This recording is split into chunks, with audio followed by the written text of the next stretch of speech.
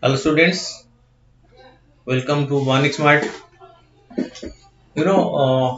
Every country in the present global scenario has its own foreign policy through which it establishes and maintain relationship with the countries around the world. It is not only the countries but also with other international institutions. So once India became independent from the British rule, so India started formulating its own foreign policy, and the foreign policy of India has brought lot of credibility to India as a responsible and progressive nation in the international community. So, what is foreign policy? So, let us in today's discussion. So, we'll have a light. We'll show light on this, and we'll decide the background in which India formulated its foreign policy, the principles, the features of Indian foreign policy, and the different stages of Indian foreign policy, so that was followed by India since independence till date, which has enhanced the credibility of India as an independent country. Friends, let's start. So to start with, so let's see.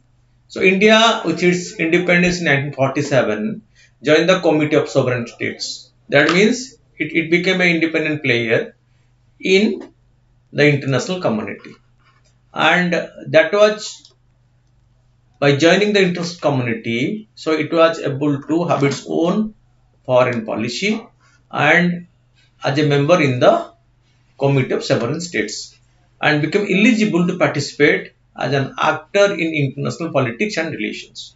Because in international politics, only independent countries are able to maintain good relationship. So once India became independent, it was able to follow its foreign policy. Right. So this policy of India was launched with its independence. Once the country became independent, this policy was launched and India followed it. The first Prime Minister, Pandit Nehru, no, India's first Prime Minister, Pandit Jawaharlal Nehru, has a deep imprint on Indian foreign policy. So the what imprint he has left? Okay, so Pandit Nehru has a deep imprint on Indian foreign policy. Being the first Prime Minister of India, he had a great influence in formulating Indian foreign policy, and the basic principles what he has set for India's relations with other country remain even the other guiding principle till date with minor shifts as per the changing requirements in subsequent period, because foreign policy is a living entity. That means so it is not static. So this policy being very dynamic with change in time, so the policy changes. Fine. So and India since independence, so keeping the basic tenets of foreign policy intact, has added and deleted the provisions as per the changing requirement of time in different period. So in total we can say the foreign policy guidelines that which were launched by India. So they were, even majority of them have remained as a guiding principle. The soul of the policy remain intact, but the changes have been initiated in tune with the change of time. Fine. So let's see. So what is foreign policy? So the foreign policy, the policy of an independent country to maintain its good relationship with other countries. So through foreign policy, what a country want to achieve. See. So because why the country will follow foreign policy? In international relation, it is very well said that there is no permanent friend, but no permanent friend.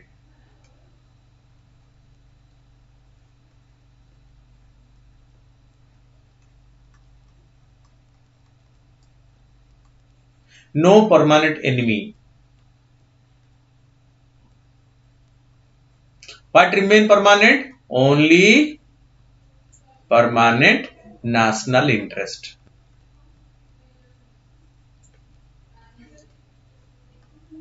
And this national interest changes as per the change of time, as per the changing circumstances. Fine. So through foreign policy, what a country want to promote? So definitely through foreign policy, a country want to promote its national interest. What it want to promote? So through foreign policy, a country promote its national interest. So national interest of a country is promoted through the foreign policy. Apart from national interest, what else? To maintain its sovereignty and territorial integrity. Okay, because each country is sovereign. The sovereignty is the authority, the sole superpower of a country, and it is to be maintained, kept intact.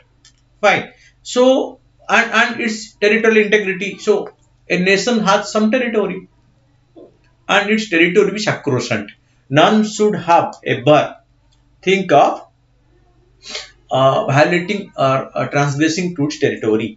Okay, so through foreign policy, government of a country or the leaders of the country, they want to, okay, so maintain the sovereignty and territorial integrity of the country.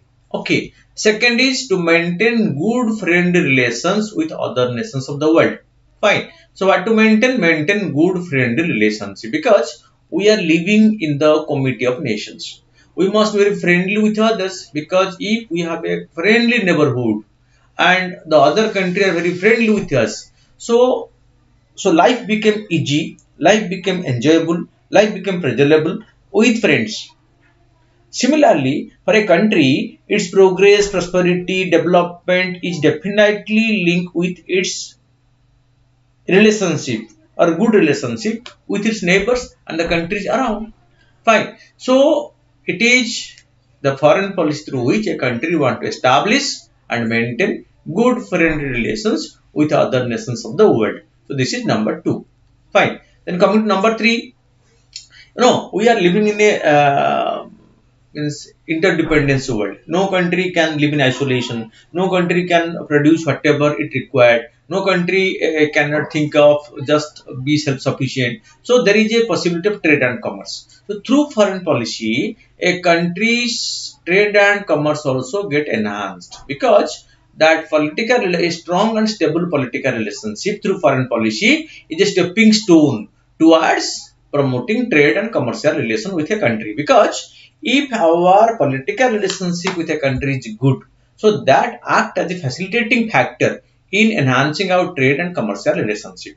Fine. So the third objective of a country's foreign policy or policy of India is to promote trade and commercial relations, because so friendly relationship is a stepping stone towards a prosperous trade and commercial relationship. And through trade and commerce, so both the sides get benefit and prosperity comes through trade and commerce to both the sides. Fine.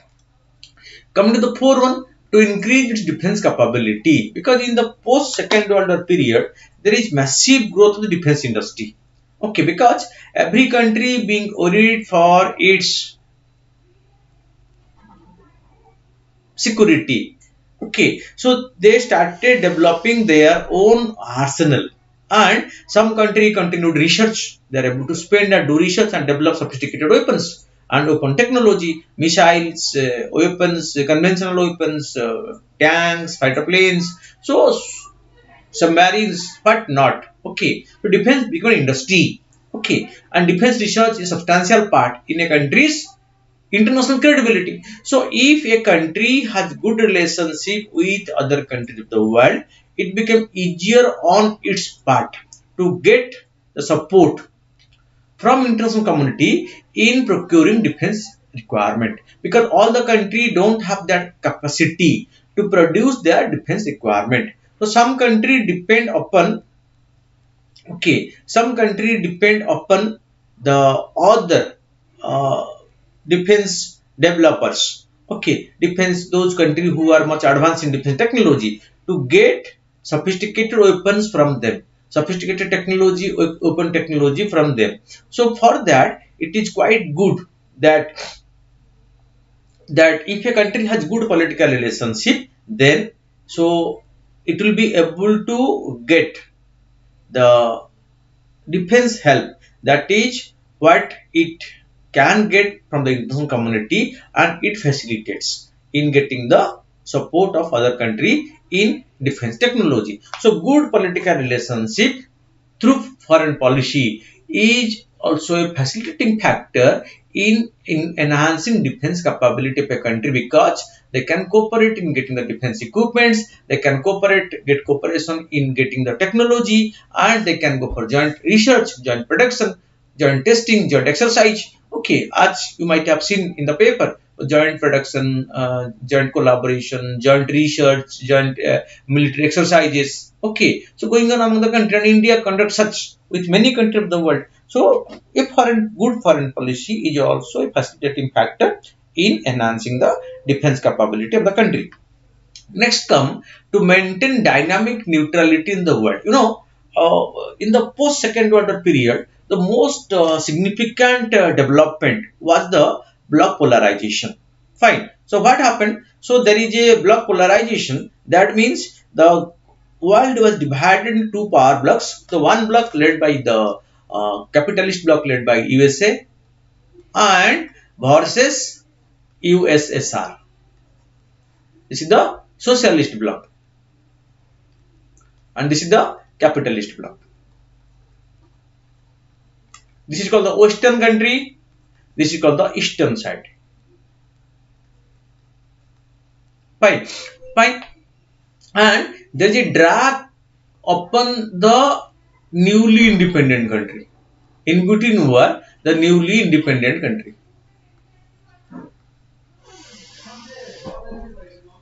Nations of Asia, Africa and Latin America. So they became independent due to end of colonialism. As colonialism came to an end, so hundreds of nations became independent in Asia, Africa and Latin America. And those independent countries were under immense pressure from these two power blocks. One is USA, second is USSR, to join their bloc. But joining the bloc will ultimately lead to losing their independent existence in the world. Realizing that, so some independent country decided to follow their independent foreign policy or to remain neutral. So this is so that they want to maintain dynamic neutrality with the world, and for that, so they tried, so they formed the NAM, non-alignment movement. Fine. And India is one among the founding member of NAM. So through a foreign policy, a country is able to maintain its dynamic neutrality because none will be able to have an eye on its, because it has a good number of allies, it has a good number of friendly countries with itself. So keeping that in view, so that country can maintain dynamic neutrality and none will force it to behave the way it want. Fine. So that is why a dynamic neutrality can be maintained by this. So if a country is following it has a good foreign policy, it will be able to maintain a dynamic neutrality in the world. Fine. So that is what. Then comes to safeguard the interest of a citizen living abroad. You see, in the present scenario, the citizens of one country are spreading to other countries. As you know, so 17.5 million Indians.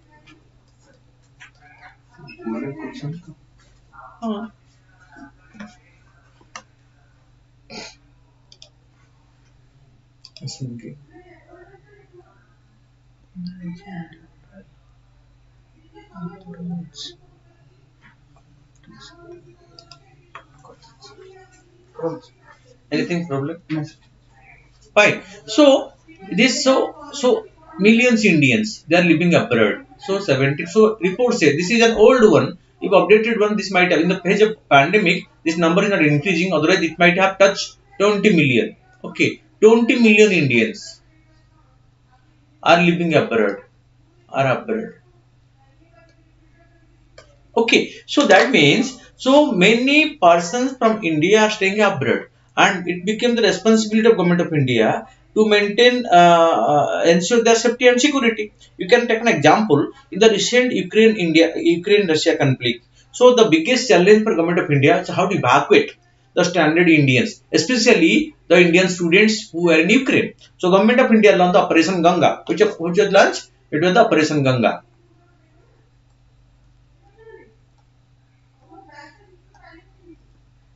Was launched by Government of India to evacuate the stranded Indians from Ukraine. And for that, government was to establish good relationship with Russia, with Ukraine, and with neighboring country from where it can take up the Indians after crossing them to the territory, because Ukraine is under the no-fly zone. So you see, and you might have seen, so in Australia and in some other country, there is attack on Indian students, and government of India tried to protect them. Take the example in Sri Lanka. So government of India always tried to promote the interest of the Sinhalese, the Tamils there, again the Sinhalese. Okay, so any Indian citizen staying abroad, so and their interest is to be protected, and government of India through the foreign policy tried to promote and protect the interest of Indians who are abroad, because so they are in a different country. Their interest can be best protected by our government, because government try to maintain good relationship, and through that good relationship, good office of the country, so it is able to maintain the interest of our citizens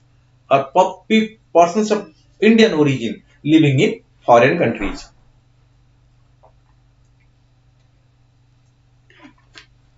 Then comes to get maximum aid and assistance for development. This is for the developing country like India. So since independence till date, we depended upon international aid. So on what? On international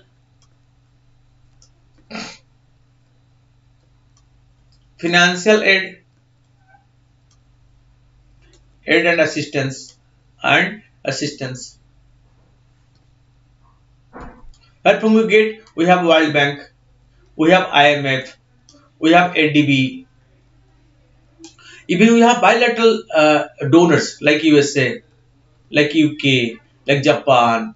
Okay, so many countries also came forward to donate to contribute the funds, some lend, some donates for the purpose. If a country has good relationship with the international community, it became easier on its part to get this financial support, assistance for development. Fine, and they guide the country in development of India. So foreign policy also facilitate a country in getting the supply or the in getting financial support from the international community, by which it is able to facilitate its development. Then for ensuring energy security, look at the last one. So this is very crucial. You see, so India is an energy hungry country, because we are house to the largest number of population, our economy is growing. So with the growth in economy, our energy requirement is also increasing, but energy deficiency is there, especially coming to fossil fuel like petrol, petroleum products, petrol, diesel, etc., and gas we import a lot. Fine, and if we are able to maintain good relationship with a country, then it becomes easier on our part to get the supply of those things from that country than accessing randomly. Fine. If a country, so there are so very few countries in the world who have the reserve of petroleums or other energy minerals, but there are hundreds of countries who are in need of this. So if we have good relationship, we can get preference, we can get priority in getting the energy materials, and even at some concessional rate or at a competitive rate, because we have a very good relationship, a political relationship with the energy rich countries. So this is what, from a mere seller buyer agreement, right now government of India is promoting joint exploration, joint production of petroleum, and it has succeeded in launching such program, by which it is becoming easier on the part of India. It is becoming quite beneficial or safe on the part of India to get these minerals, especially oil and gas, from foreign countries, because we are not only on a buyer-seller agreement, rather we have ventured to joint explorer, joint developer and joint extractor of the minerals, and that supply comes to India. So a good relationship with with the country of the world facilitate a country from in getting the energy materials or energy minerals from that country, and that is good for a energy hungry country like India. Friends, you see, so through the foreign policy, normally a country achieve this. This is few of them. So lot many is achieved by the country through foreign policy. But we have discussed these things to highlight that what are the options apart from the promoting national interest. What other benefits a country can get if it formulates and implement a progressive foreign policy and maintain good relationship with the international community. Fine. Then moving next. Okay. So what are the basic principles of our foreign policy? So Indian foreign policy are formulated by Nehru, who is called as the father of Indian foreign policy. Remember it. So Jawaharlal Nehru, Pandit Jawaharlal Nehru is called as the father of Indian foreign policy, because of the deep imprint he left on the Indian foreign policy, most of which remain intact even today. So, are the circumstances when it was India formulated its foreign policy? Let's go to the background. So, the basic principles first is non-alignment. So the time when India formulated its foreign policy, it was a period of Cold War. It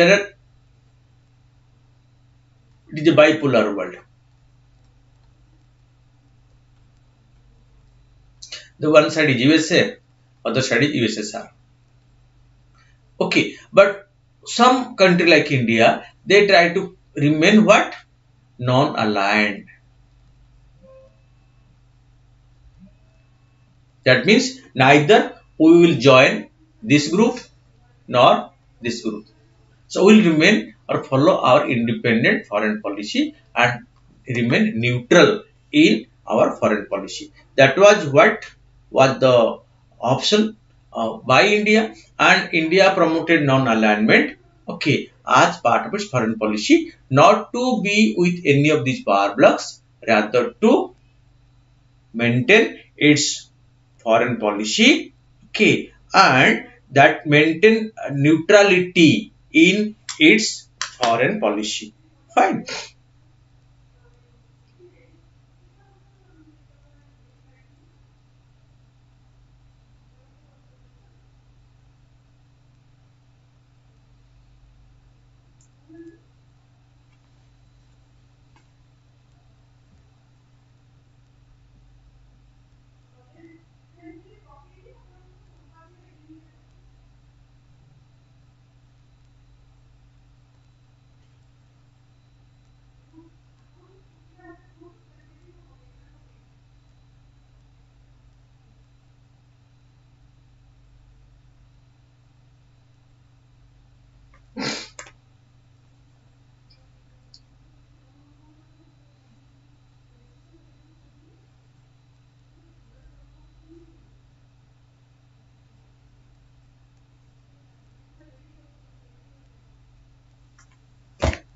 Fine. So then comes the second option. So second one principle. The things is anti-colonialism and anti-imperialism. India was under the colonial rule for nearly 200 years.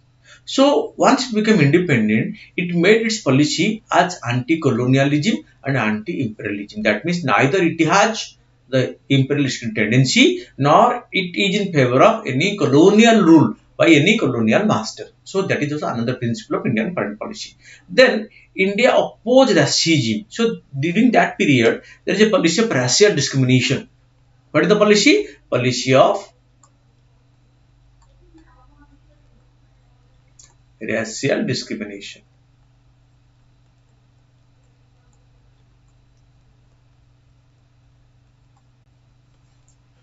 Fine. So means black and white,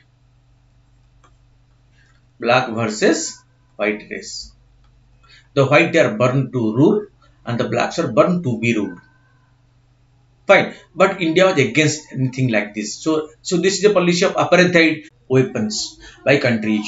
More and more countries join the arms race. They go on a spree to acquire weapons.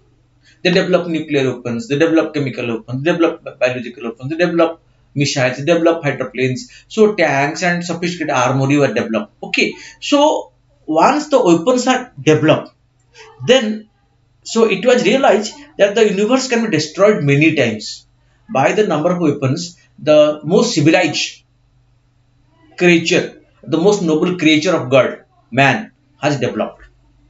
It can destroy the universe many times. So then the motion gain momentum for disarmament. So first was armament, then comes disarmament. Disarm what you have built, destroy them, eliminate them for the security of the universe. So India always supported disarmament. No arms race. Rather, we should think of disarming what we have already built.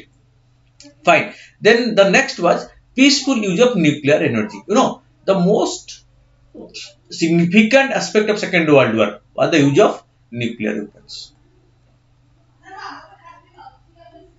in World War II. World War II came to an end with the use of the nuclear weapons. So, more and more countries try to acquire nuclear weapons. But the nuclear technology, the end technology, has multiple civilian use. Multiple civilian use. But by very few countries, so they are always in the desire to have nuclear weapons. So many countries in the world try to use nuclear technology for peaceful, nuclear for peace. For atom, it is called an atom for peace. Atom for peace. Because this can end the energy crisis. This helps in healthcare. This helps in your community community developmental issues like the drinking water, pipe supply of drinking water to pipes, the leakage in the pipes. So nuclear technology can be used in medicine, in healthcare, in agriculture research. So not many things are nuclear, but in energy, but so but the major focus was on development of nuclear weapons. So peaceful use of nuclear energy also one of the basic principles of Indian foreign policy. And Panchashila principle, okay, which were announced by Nehru and its Chinese premier Zhou Enlai. Okay, so in 1954. Fine. So they remain the most important guiding principles of Indian foreign policy. Students, so this may come as now to expand this, what is the Panchashila? Panchashila principles were formulated by India in its relation with China in 1954, which had the Panchashila agreement. Fine, between Nehru and Zhou Enlai. But subsequently, this was extended to the entire community of nations with the world. So part of Indian foreign policy. And even the importance of this foreign policy, Panchashila, was realized by the international community and even also accepted this as universal principle in foreign relations. But these five principles are mutual respect for sovereignty and territorial integrity, mutual non-aggression, none will aggress, so have an aggressive tendency and attack on the other, non-interference in each internal matters because internal affairs is their own, let not interfere in that, equality and mutual benefit, so there should be equality among nations, no rich, no poor, no big, no small, okay, and the benefit should be mutual to all. It's not that benefit is just to one side, but mutual, then peaceful coexistence. So all should live in peace. Fine. So these five principles called the five principles of or Panchashila principle of peaceful cooperation and coexistence are the guiding principles of Indian foreign policy. So friends, here are the basic principle of Indian foreign policy. This is important. Try to remember these things. I have explained them all well. So this may be important for your examination. Fine. So and here we have two options. So one is the Panchashila and other is the other issues of Indian foreign policy. Fine. Okay. Let's go to the next.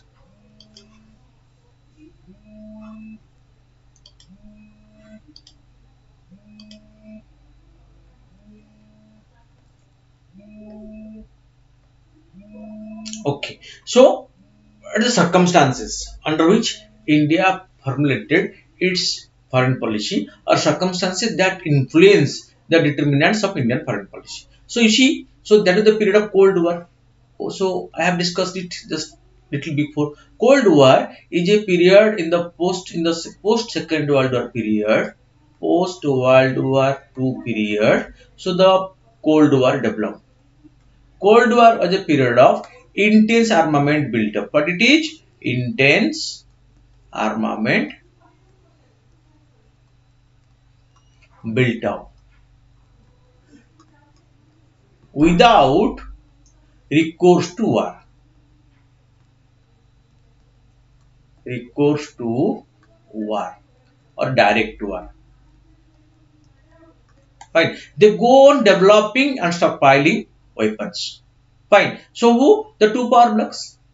One side USA versus USSR. And they have their allies. Fine. It has a NATO allies. It has a Warsaw Group. They go on developing weapons. So Cold War developed. Cold War is a situation when under these circumstances, India has to formulate and follow its foreign policy. So Cold War is one determinates the circumstances in operation when India formulated its foreign policy. And Indian foreign policy to remain aloof from the Cold War. Then comes bipolarization. As you know, in the post-Second World War period, the allies in the Allied power, both US and USSR, were in the Second World War, they are in the Allied power. Okay, fighting as friends against the Axis power. But in the post-war, the newly independent country has under these circumstances under which so India has to follow the foreign policy. Then comes ideological struggle. So ideology means so capitalist ideology and socialist ideology. That was the period when India must be able to maintain its own existence. Fine. Then comes arms race. As you know, so arms race was not good for India because India was a poor country during independence. It has no money to spend on armaments because it has to feed its hungry million. It don't have sufficient food grain to feed its people. So if it spend money on arms race, get engaged in arms race, its development will be retarded. Its basic needs can be fulfilled. So that is what under that circumstance India is very cautious, careful in formulating its foreign policy.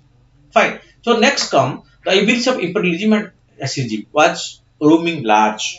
Okay. Although imperialism and colonialism was somehow coming to an end with Second World War, but still that was in the mind of the colonial masters because you know the colonial masters about the benefit of colony, they reap good harvest from the colonies. So they are not they under coming under situation circumstances they have to abdicate their colonies, but that was in their mind that this new colonialism will develop through putting this country under financial dependency, under food grain dependency. So in a new imperialism was also under development, and India has to be very cautious about that. And racialism. So you know India is a house to different race, the multiracial, multi-religious, multi-ethnic community. So the possibility of development of racial discrimination was quite large in India. So under that challenging circumstances, India has to follow its foreign policy by which so these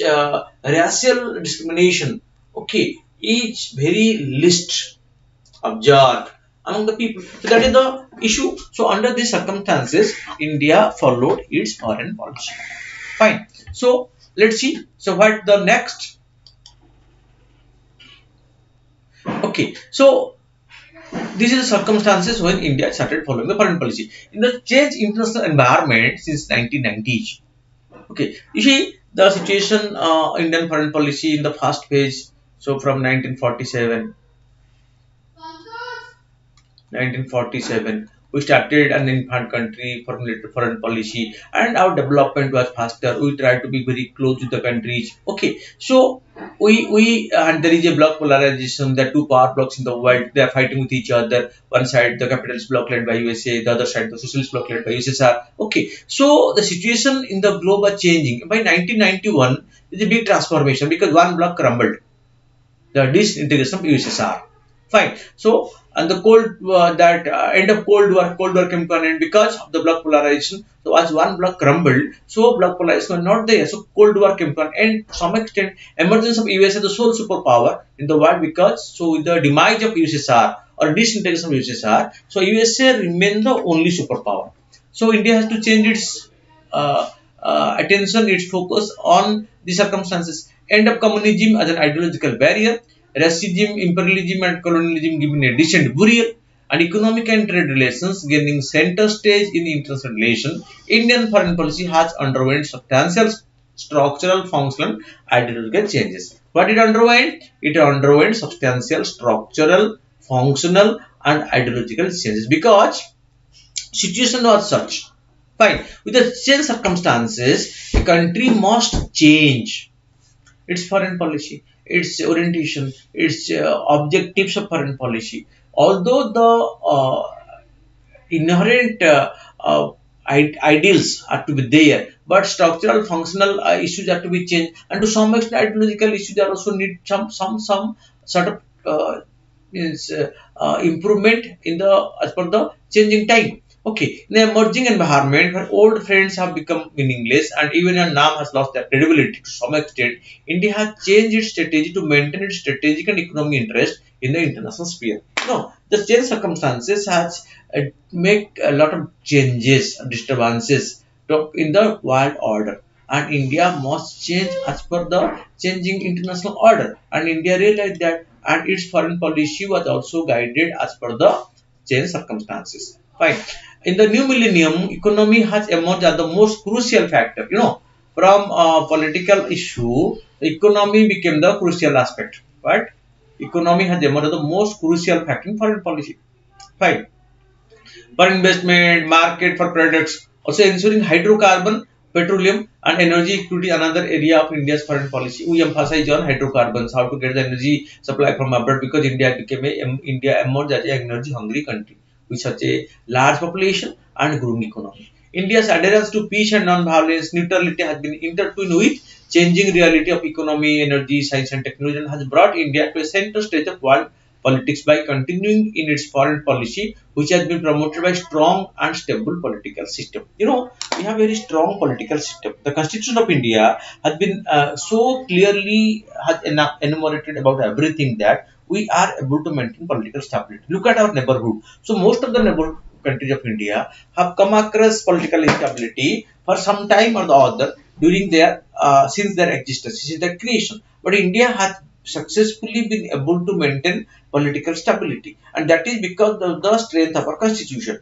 and the role of the judiciary in this, and the support of the military in remaining neutral in meddling with the state's affair. So this all led to its political stability, and that led to development of the country. Right. So through foreign policy, the government of India tried to maintain or establish its relationship, and more important is how it maintained. You see, so foreign policy is the document or the instrument to which a country establish and maintain. So through these principles, through these objectives, and through this under these circumstances, India formulated its foreign policy, and it is able to maintain it till date. So in the at present, it's called the golden epoch Indian foreign policy because our international position has improved. Our economy is in a faster growth rate. We are able to handle the pandemic well. Okay, we are always the call of other country during their distress, providing food grain to some country, providing vaccine to some other country, providing the emergency relief materials to some country. So we are able to support the country of the world during their crisis, and our foreign policy was successful in enhancing Indian image abroad. Fine. So this is what we discussed today regarding foreign policy. What the foreign policy is, what are the principles of Indian foreign policy, what are the features of Indian foreign policy, what are the objective of Indian foreign policy, and what under what which circumstances India formulated its foreign policy. So in future sessions, we will discuss about the foreign policy of India under different heads or prime ministers, because with change in persons and change in time, the dimensions of foreign policy also changes. So we'll discuss what are the changes that have been initiated in foreign policy during different prime ministers in the coming session. Thank you for watching. Thanks again.